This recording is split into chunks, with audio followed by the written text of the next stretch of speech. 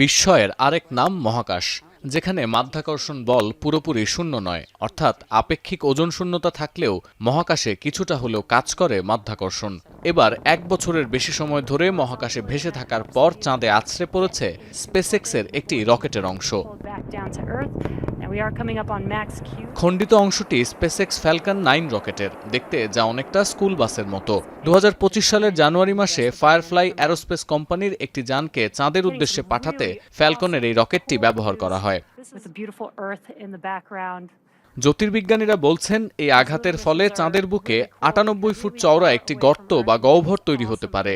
এতে করে চাঁদে একটি গবেষণার দারুণ সুযোগ তৈরি হলো, কারণ রকেটের এই টুকরোটির আকার, গতি এবং আঘাত করার জায়গা বিজ্ঞানীদের আগে থেকেই জানা।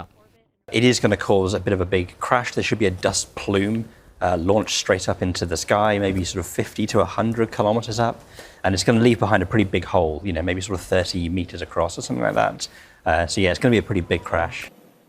4 মেট্রিক টন ওজনের এই রকেটের অংশটি ঘণ্টায় 8690 কিলোমিটার গতিতে চাঁদে আছড়ে পড়ার কথা, কিন্তু এ সময় কোনো মহাকাশ যান চাঁদের চারপাশে না থাকায় সরাসরি ছবি তোলা যায়নি।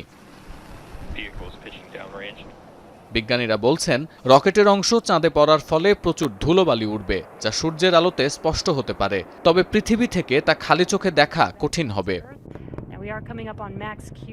সতীর্থ কর্মকার, এখন বিশ্ব।